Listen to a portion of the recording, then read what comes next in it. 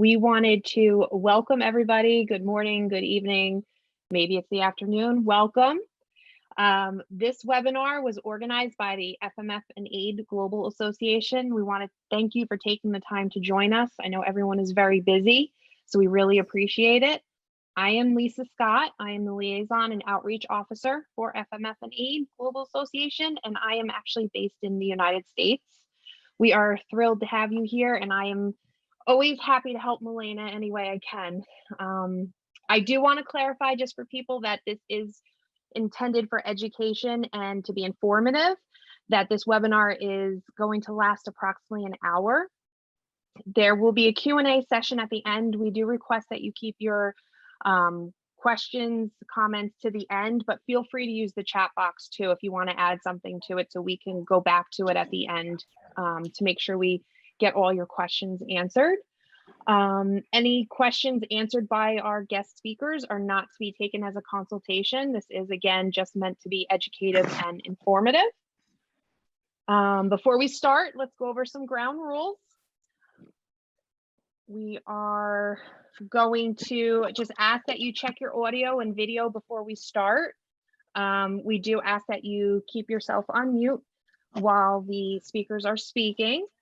When possible, keep your cameras on. It is helpful to see everyone.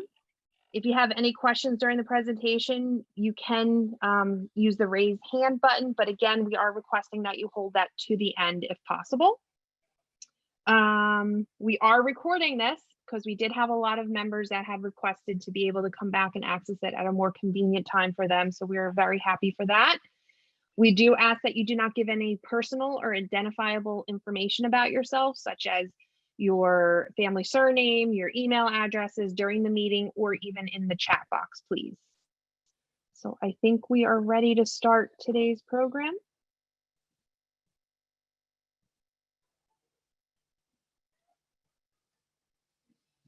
Okay.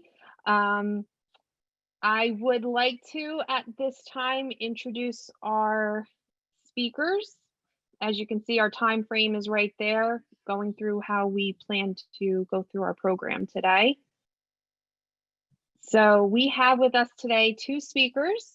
The first speaker is Dr. Mendonça. He will be starting the presentation, and Dr. Sih will be providing additional commentary and information for you as well.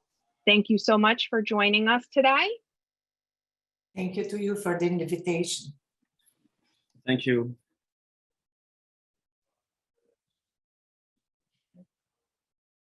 So I'm going to share my screen now so we can start our presentation, my lecture. Thank you again. Thanks Milena and Lisa for the invitation, and thanks Professor Sih, Tania Sih, for joining me in this adventure to empowering patients about PFAPA, about the differential diagnosis of PFAPA. And I am Leonardo Mendonça. I am a doctor. I'm an immunologist. I did my specialization in autoinflammatory disease and immune dysregulation in Italy, in Genova, with Marco Gatorno. And now I am the head of a Center for Rare Immunological Disorders here in Brazil at the Hospital 9 de Julho. And I also run an ambulatory for autoinflammatory and immunoregulatory disorders at the Hospital das Clínicas of the University of São Paulo. Professor Tania, do you want to introduce yourself? I'm Tania Sih, and it's a pleasure for me to be here. And I would like to thank the organizers for the invitation to share some comments with you. And I'm a pediatric otolaryngologist, but not specifically, because I do 30% of adults as well. And I conduct an international association of pediatric otolaryngology that we have over 4,000 members in over 55 countries. And I'm a professor of pediatric ENT at the University of São Paulo here in Brazil. Thank you very much. Thanks, everyone. So PFAPA, it's an acronym that refers to a periodic fever after stomatitis and pharyngitis, and after that was introduced by Marshall in 1987. But the term of periodic syndromes, or the concept of periodic syndromes, was first reported by Heyman in 1948. So almost 40 years before the first description of PFAPA. And just 50 years after the first description of PFAPA and of the periodic syndromes, is that the concept of autoinflammation was coined by Isabelle Tutu and Dan Kastner when they discovered that two genes that belonged to similar situations, similar clinical pictures of PFAPA, that was at that time TRAPS and familial Mediterranean fever, had different genetic background, and they introduced this concept of autoinflammation that we now know, now we can recognize in a group of diseases that are the autoinflammatory syndromes. So the first thing that we always question ourselves is PFAPA really an autoimmune or an autoinflammatory disease? And this is the main confusing concept that families have when they come to us, because the concept of autoinflammation is bright new, so no one knows exactly what is autoinflammation. So I want to bring you some insights on how to differentiate the autoimmune from autoinflammation. So until 1999, when Kastner coined this concept of autoinflammation, everything that was sterile or didn't have an allergic trigger or infectious trigger was called autoimmune.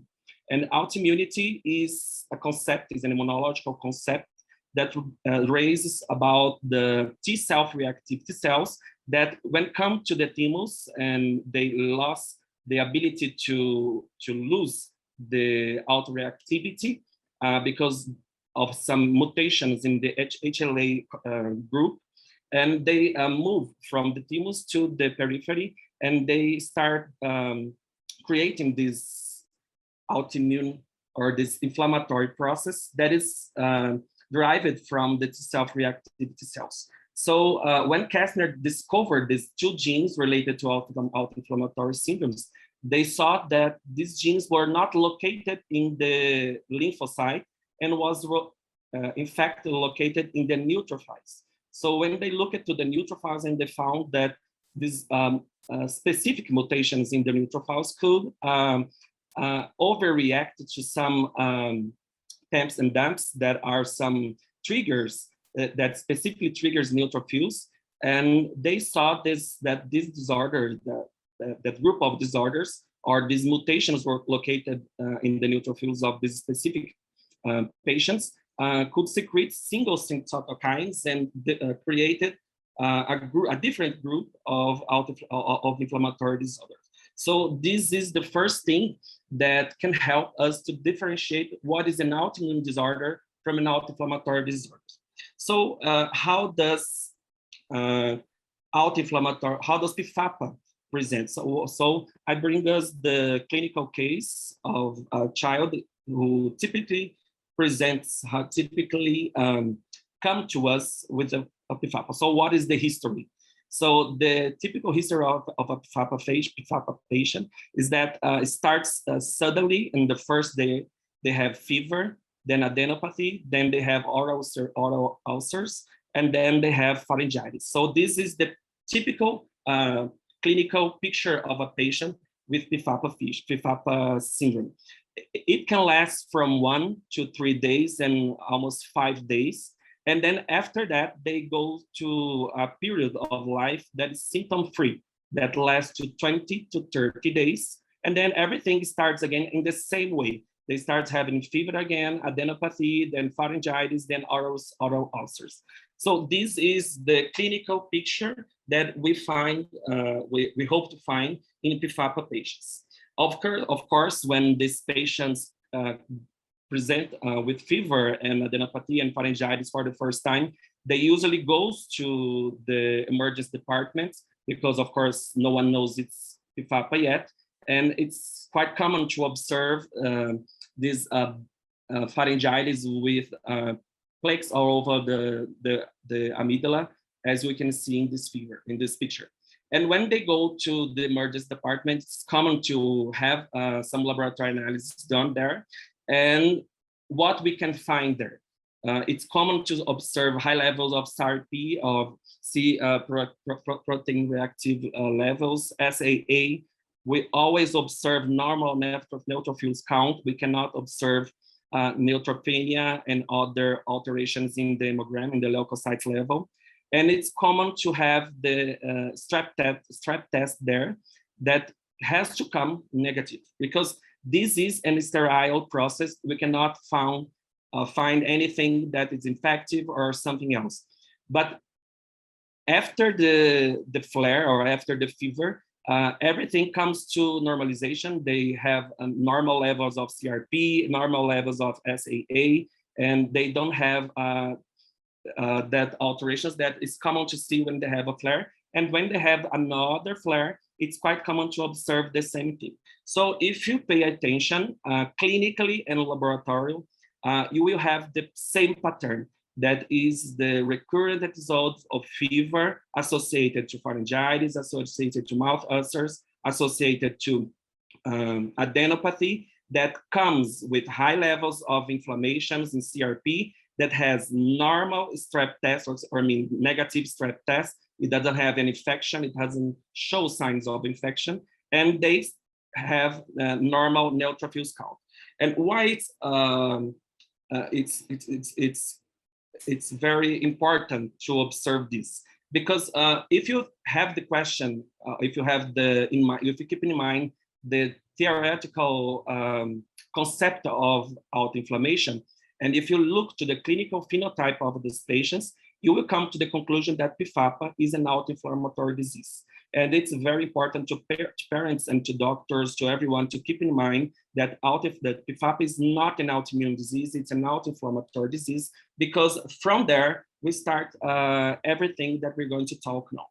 So in 1987, when Marshall observed this group of patients with recurrent episodes of fever that were not infective nor autoimmune and nothing else, he proposed diagnostic criteria for PFAPA that still is the diagnostic criteria that we use nowadays. Of course, no one has to follow strictly the diagnostic criteria proposed by Marshall, but it's used to guide physicians for the right point. I mean, not all patients will read this and to be exactly like Marshall proposed, but it's necessary to keep in mind this diagnostic criteria to avoid misdiagnosis. So the first that criteria that Marshall proposed is that patients with PFAPA may have or must have regular or recurrent episodes of fever, as I showed before, and it has to start before the 50 years of age. Why? Because fevers that starts after the 50 year usually are not PFAPA. So PFAPA usually starts around the first year of age, and it lasts until the 50 year of age. These symptoms that I told you before, it has to come in the absence of upper respiratory tract infection and infection in the upper respiratory tract, because of course many other conditions or infectious conditions may mimic PFAPA, and it's not and they are not PFAPA. And when the fever comes, these patients must have at least one or two of the following signs that are aphthous stomatitis, cervical lymphadenitis, and pharyngitis. The most common sign that comes with the fever is pharyngitis, followed by cervical lymphadenitis, and then aphthous stomatitis. So the most common clinical picture that we observe is fever plus pharyngitis. It's very important to rule out during the episode of fever cyclic neutropenia, and that's why it's mandatory to have at least one laboratory analysis done in one of the episodes of fever. So it's very important also to confirm that there is an inflammation and sterile inflammation, but also to rule out that this patient during the fever flare, is not under neutropenia. The patient has to be completely asymptomatic during the between the intervals of the flares, and it has to have normal growth and normal development. Why? Also because some other conditions, especially some more severe conditions, mimics PFAPA, and it presents with failure to thrive during the childhood, and it's very important to observe if the child is growing, it's developing normally. So when we come back to the clinical case that I presented before, we observe, we have to pay attention also in some other signs. Why it's very important? Because we often see in the clinical practice that some patients are referred to us as PFAPA and they are not PFAPA, or referred to us as other disease and they are not other disease, they are really PFAPA. So PFAPA usually starts at the first year of life, and disorders or fevers that started before the first year of life, it's a red flag for something else. Because usually the monogenic disorders or other inborn errors of immunity usually starts before the first year of life. And also because when the child grows, he starts to speak and he starts to refer what he's feeling better. And some signs or some symptoms may come in and they are acceptable. For an example, mild abdominal pain, leg pain, and headache that usually precede or comes 24 hours or 48 hours before the fever episode. But some other signs are not acceptable and are also red flags for other conditions, especially the monogenic autoinflammatory disease. I would like to highlight the three more common signs that usually are misdiagnosed at PFAPA. So if a child with recurrent fever presents with a skin rash, such as urticaria or other skin rashes macula all over the body, this is a highlight that this may not be a PFAPA. Gastrointestinal alterations during the fever episodes are also suggestive of other diagnoses, especially severe or disabling abdominal pain or diarrhea with constipation during the fever. It's also suggestive or something else. Musculoskeletal symptoms such as severe disabling pain. Usually the mothers say that child is unable to walk during the fever. It should keep everyone should keep it in mind that this is not a PFAPA. And also at the end, because the PFAPA flares or the febrile episodes of PFAPA usually lasts until around the fifth or the 7 years of life. So if the fever goes beyond the 7 age of life, I think it's also a red flag for everyone that this is not a PFAPA. I don't think Professor Tania wants to comment something here. No, you can go ahead. Okay, thanks. So, and why do we have to pay attention to that signs? Because after the first description of the monogenic autoinflammatory disease, the genetic discovery of many other genes allowed the dissection of the genes involved in the systemic autoinflammation, and that's what allowed us to characterize a specific group of disorder that is the autoinflammatory syndromes. And today we have at least 100 genes related to the autoinflammatory disease or related to disorders that presents with autoinflammatory manifestations, and all of them are quite similar. So we have to really pay attention to these signs, because it's very important to recognize it early, to have the best diagnosis, to go to the right treatment before some manifestations get installed and it cannot be reversible. So the first thing is that everyone has to think is, first, this is an autoinflammatory disease, how to do the diagnosis. So I did the diagnosis, so I am sure my child has PFAPA.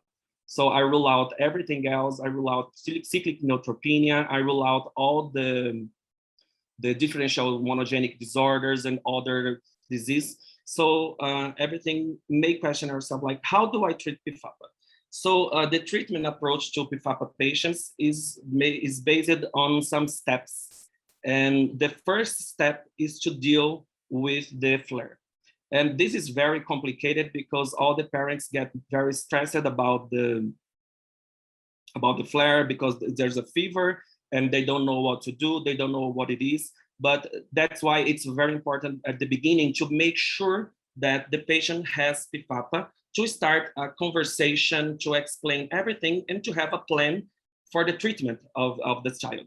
Because when you have a plan, we have everything in mind, what should I do, what do I have to do, what should I pay attention, what's the different diagnosis also of the fever, everything gets better. I think in my experience, when we talk clearly to the parents, and when we explain everything to them, the acceptance or the adherence to the treatment, it's very well. So the first step is to define what is a flare. So the flare starts when the fever starts. And the definition of fever, it's when the temperature gets higher than 37.8 graus Celsius, or 100 graus Fahrenheit. So this is a flare. Everything that starts after the fever is the flare. And why it's important? Because the child with 2 to 3 years, they usually start to complain of abdominal pain or headache or something else before the flare. And some parents sometimes want to give treatment when they have these non-specific symptoms. And this cannot be a sign for a flare, because everything else can cause the same symptom. And what I suggest is to treat or to understand that the flare is everything that starts after the fever. So when we have a fever, when we are clear that this is a fear of PFAPA, the treatment that we use, usually we use, is steroids at the dose of 1 milligram per kilogram at a single shot at the first febrile episode. So when the child has 37.8, you can give a single shot of steroids. Usually it's very helpful because it aborts the flares. So there will not be another fever. The child that was complaining of abdominal pain or leg pain or headache, everything will go out. And the problem of using steroids to treat the flare is because steroids can sometimes shorten the flare intervals between one fever and another, and it makes parents go a bit anxious because of these shortenings in their interval. So some parents doesn't want to give them steroids, and they want to give, or another option that is also considered in the literature is to give non-steroids, anti-inflammatory drugs. That usually what we suggest to use is Tylenol or acetaminophen or Dipyron or Advil, that are drugs used to control the fever and to taper the fever only.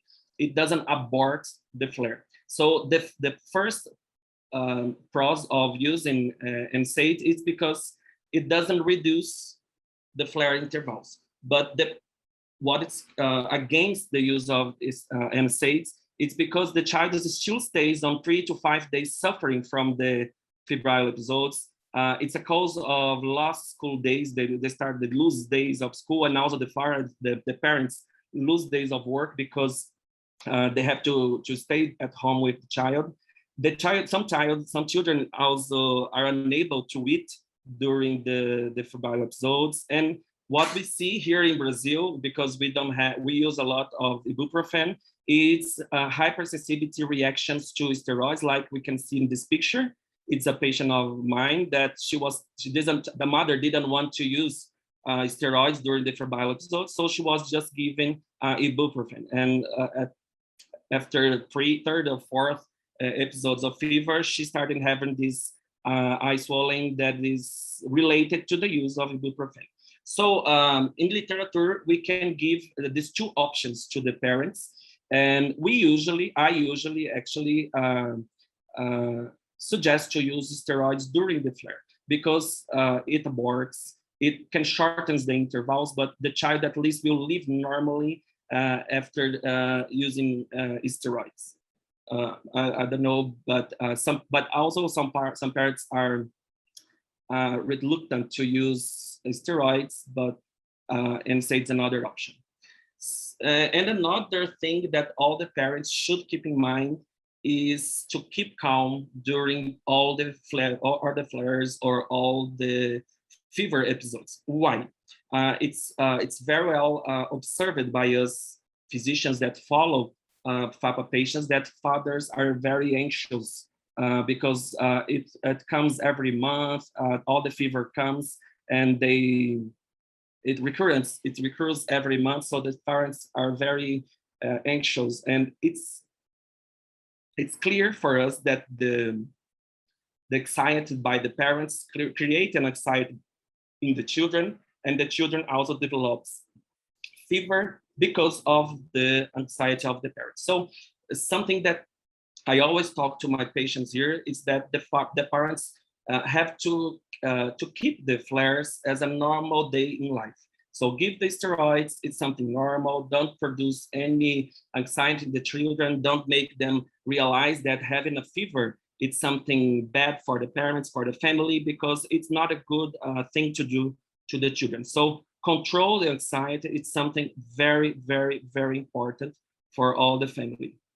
And the second thing is when the child uses a lot of steroids or doesn't tolerate and says like the children that when I showed the picture, or when the steroid shortens the interval. So many reasons can be a reason to consider a chronic treatment to prevent the fever episodes.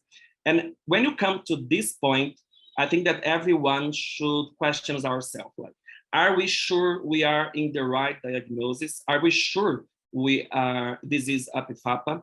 Because in the beginning, almost all monogenic disorders and other disorders are similar.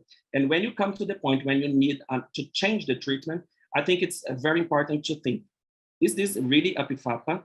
Why? Because if you look again to the picture, we have to consider at any point here, a genetic sequence to be sure that this is not any other condition, because it has a clear impact on the quality of life and also in the treatment and also of the prognosis of these patients. And when a patient needs chronic treatment, the first thing I suggest and I always do is to do a family orientation and to establish a treatment plan for the disease. Why? Because the family needs to understand what's going to happen in the next 3 months, in the next 6 months, in the next year. What should we do? What should we observe? How should we measure that the treatment is really controlling the disease? Because there is not any questionnaire or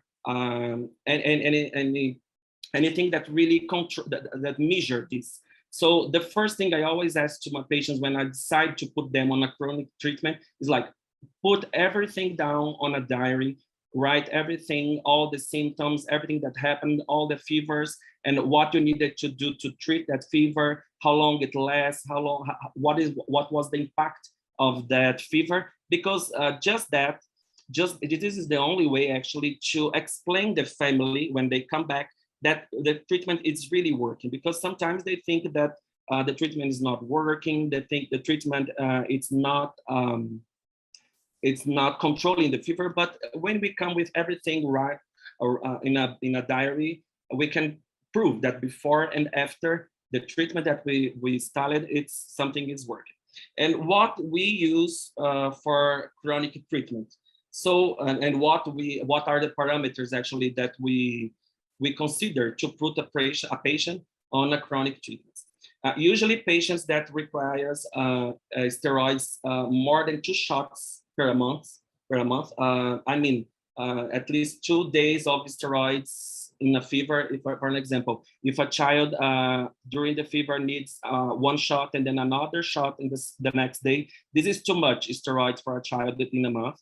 Or if he needs 1 day of steroids in the beginning of the month, and then after 15 days, he needs another shot of steroids. So this is too much steroids. So at least more than 2 shots of steroids, it's considered a point to consider to change the treatment. Some child also doesn't tolerate steroids because of the abdominal pain, reflux symptoms, and they are too young, too small, they cannot digest very well the steroids. So it's also another consideration. And some childs also have the severe and constant flares that doesn't respond very well to steroids. And then when we rule out that it's not a monogenic disorder, this is also another point to consider to change treatment, to change from flare on-demand treatment to a chronic treatment. And what we have to treat chronically these patients. So here is actually there is just 2 drugs that has some evidence, not strong evidence, but have some evidence in the literature and also in the clinical practice to control to prevent flares of PFAPA. Here in Brazil, we use a lot of colchicine. We usually do on a 0.5 to 1 milligram daily dose of colchicine.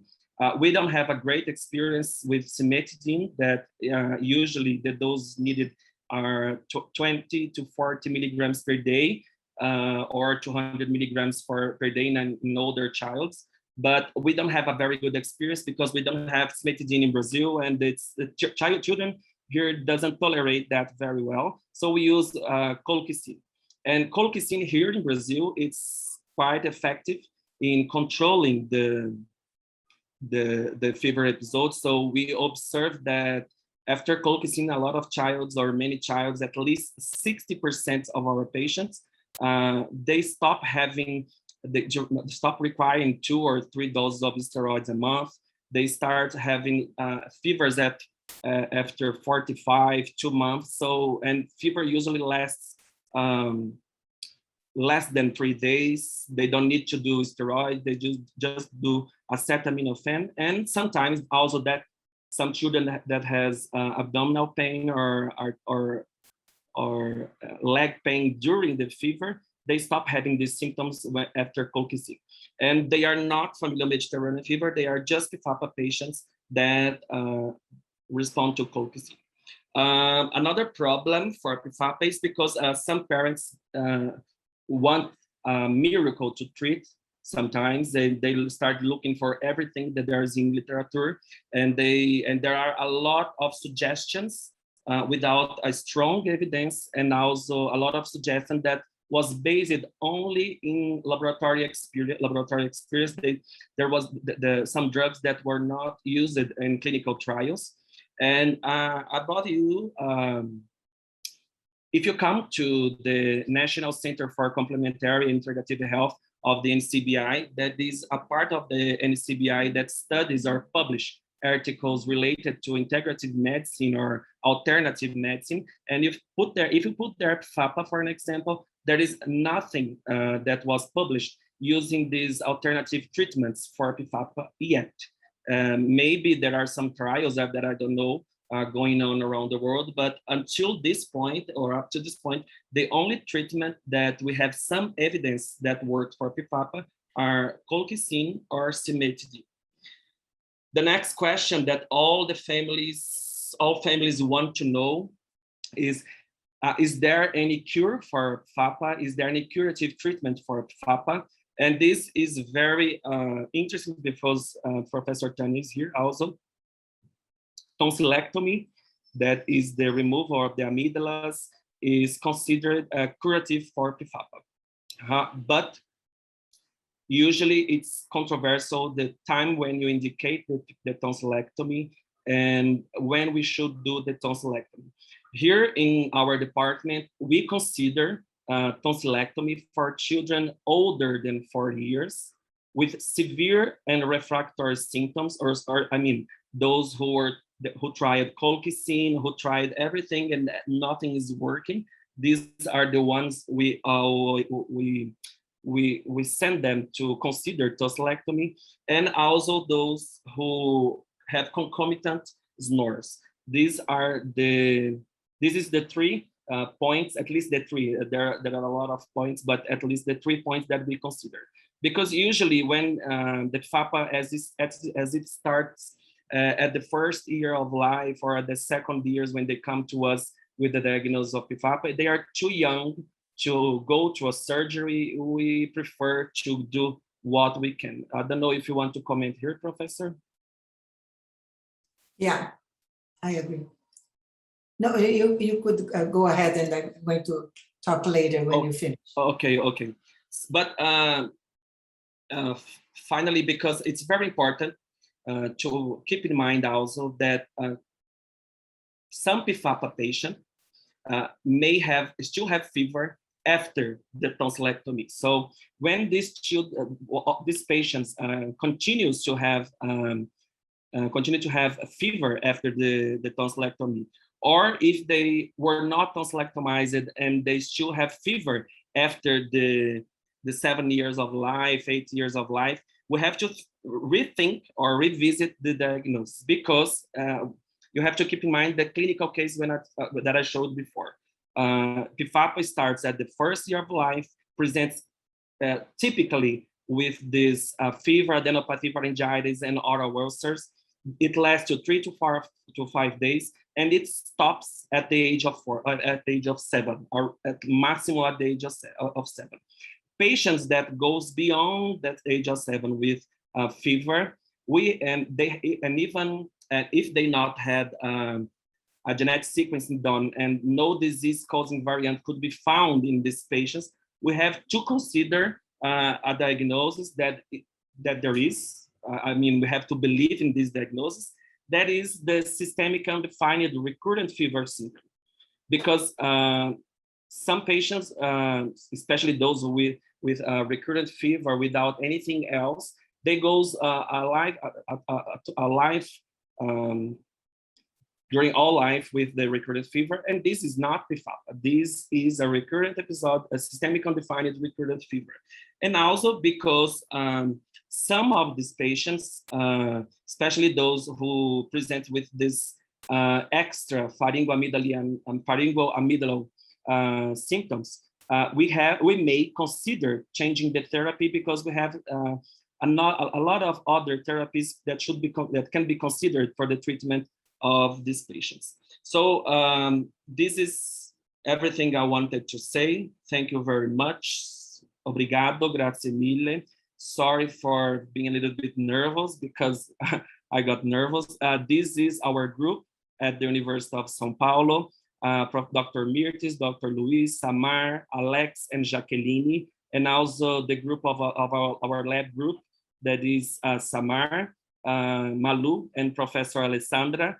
And here is Professor Tania Sih, during a presentation 4 years ago, I think, at the first presentation I gave about autoinflammatories in Brazil when I returned to Brazil after Italy. And this is my email, if everyone wants to contact me for any question. And thank you very much. Thank you so much. And I would like to make some comments right now. First of all, being a pediatric ear, nose, and throat, I would like to comment about acute tonsillitis. Acute tonsillitis or acute pharyngotonsillitis always comes in 90% of the PFAPA patients. Adenitis, cervical adenitis in 70%.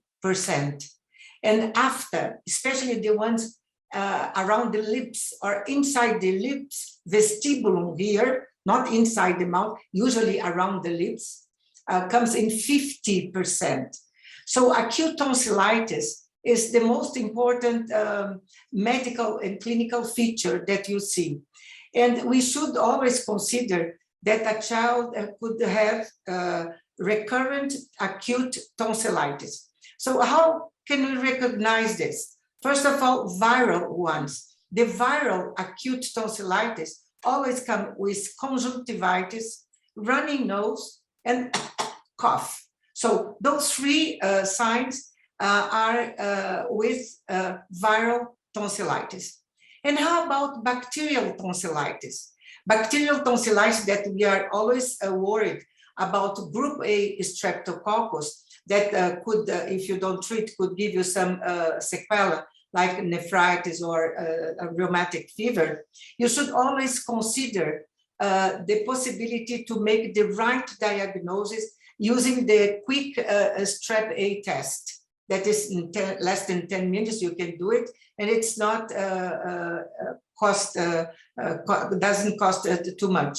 And of course, the gold standard diagnosis, that's the culture, but takes 48 hours at least to make the correct diagnosis. So if you don't have viral one, because you don't have conjunctivitis, runny nose, or cough, and if you, the cultures methods to identify the bacterial tonsillitis are negative, so it's not viral, it's not bacteria, you should consider something else, especially when there is this prone specific time constant cases that happens here in the PFAPA cases. And I always like to start quoting something that I read in an advertising recently about taking care of our planet, the global warming problem. That if we don't take care of our planet, we don't have planet B. We have only planet A, our Earth. And how about in ear, nose, and throat? In ear, nose, and throat, we have plan A and plan B. Plan A, Leo already talked immensely about the medical treatment. Steroids, Tylenol, cimetidine, colchicine, and some biologic also. But if something fails here, and if we are exhausted in order to use the medical treatment, and there is a shortened period each time of each period, each fever, we should say consider plan B. Plan B is the surgery, but for those selected patients, and is a shared making decisions with parents and the team that is taking care. For instance, Leo always will take care clinically of the patients. When he says, Tania, it's not working. The time distance in between the flares very short. The child, I don't like, for instance, colchicine. I don't use. Leo likes it, but I don't like it because with a child, usually they have problems when they use lactose product with the colchicine. So I have always a lot of gastrointestinal problems with children that use colchicine. But Leo, he loves. I prefer steroids that are quick and they solve the problem. But when there is no way anymore, the steroids period are shortening, and even the colchicine, it's not working, we should consider in some case the surgery. Greg Licamelli from Harvard Medical School did a fantastic study with 102 kids, and 99 of those kids did end up definitively the FAPA case. They didn't have anymore. Lou, right now, 2 years ago in San Diego from the Radis Children's Hospital, they study, they have a fantastic clinic of all periodic fevers. And they had 65 kids with FAPA, and they did the tonsillectomy on those, and 62 in a follow-up of 70 months didn't have a relapse. So that's fantastic. If you do something and the child will not get the disease anymore, it's fantastic. Of course, in medicine, never, ever, we can say that 1 + 1 is 2. Sometimes it's not. Sometimes the surgery doesn't solve. I have some cases that I did the surgery and a time later, the periodic fever came back. It's seldom, it's rare, but it happens. So it's not a completely definitive solution for everybody, but in some selected cases, when we have this possibility of decision-making with parents and the team in selected patients is very good. Of course, if you live in the United States, The United States group, they are more pro-surgery. If you live in Europe, they are not too much pro-surgery. They prefer colchicine, cimetidine, and other prophylactic treatment, and they go very seldom to surgery. So it depends on where you are. In the United States, they will do more surgery. In Europe, they will not do so many surgeries. So, but you should always, and I always say, in our life, we should consider common sense. Common sense in our actions, in our life, and especially when we are treating patients, we should have common sense, not over-treat, and sometimes look for solutions. Plan A, if you exhausted plan A, consider plan B in selected patients with shared making decision with parents. That's my message. Thank you very much. I love colchicine. I think that colchicine, in our experience, colchicine it's really effective in preventing flares, but something very interesting is that it doesn't stop the flares. Something that parents have to keep in mind is that colchicine will not stop the flares. The child will still have flares during colchicine, but it will be more. The intervals will be more large between one and another, and also the symptoms will be very, very, very, very weak. So I think that colchicine works, and we can postpone the surgery for older age. We can still, or we cannot. We don't need to do the surgery. Sometimes the child can go on without the surgery. But as you said, for selected case, we have to think about plan B, because there is the plan B. And the most important message is that we have always to keep in mind that if nothing is working, something else can be happening. So consider differential diagnosis, consider another medical opinion, consider genetic sequencing, because may have another background, especially in those patients with skin manifestations, gastrointestinal manifestations, and those with musculoskeletal manifestations. So I think this is my message. I don't think that we have any questions. We have questions, Malena or Lisa? Yeah, we actually would like to open it up now. Thank you so much to both of you. That was very informative.